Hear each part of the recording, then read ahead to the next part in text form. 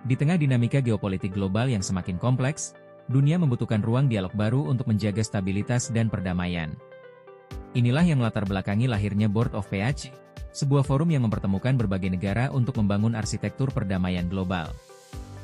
Assalamualaikum warahmatullahi wabarakatuh. Saya Darmawan Purba, SIPMIP, akademisi Fakultas Ilmu Sosial dan Ilmu Politik Universitas Lampung.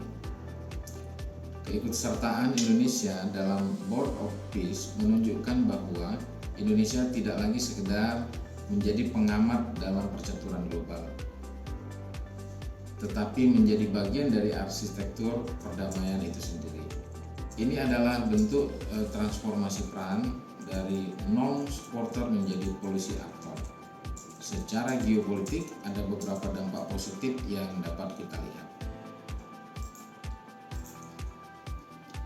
Yang pertama, penguatan posisi Indonesia di panggung internasional dengan terlibat langsung dalam forum perdamaian global. Indonesia meningkatkan bargaining position-nya dalam berbagai negosiasi internasional.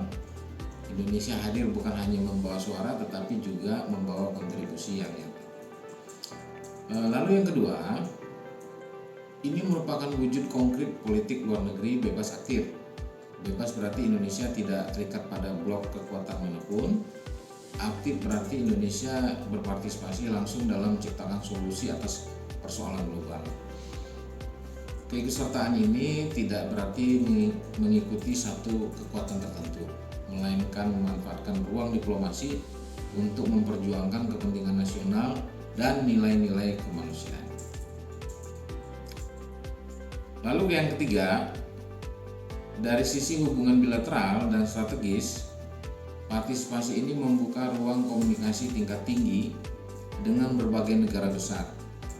Dalam geopolitik modern, akses dan kedekatan diplomatik seringkali berbanding lurus dengan peluang kerjasama di bidang ekonomi, teknologi, pertahanan, dan investasi. Keempat, dalam konteks isu Palestina, keterlibatan Indonesia memberikan ruang lebih luas untuk memastikan prinsip solusi dua negara tetap menjadi bagian dari diskursus internasional. Indonesia dapat memainkan peran sebagai jembatan antar dunia barat dan dunia Islam, sekaligus menjaga konsistensi sikap konstitusional dalam mendukung kemerdekaan bangsa-bangsa yang masih terjajah. Kelima, dalam jangka panjang, langkah ini memperkuat posisi Indonesia sebagai emerging middle power. Negara yang tidak hanya besar secara demografi dan ekonomi, tetapi juga memiliki pengaruh dalam pembentukan tata kelola global. Kedepan, kebijakan yang perlu ditempuh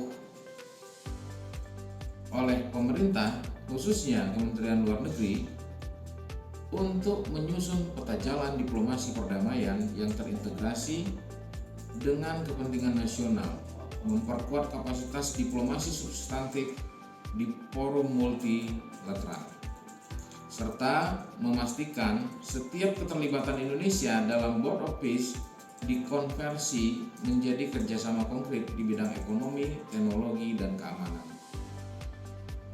Pada saat yang sama, Indonesia perlu menjaga konsistensi politik luar negeri bebas aktif, memperkuat koordinasi lintas kementerian, dan memaksimalkan peran sebagai emerging middle power sebagai inisiatif perdamaian yang terukur, kredibel, dan berkelanjutan.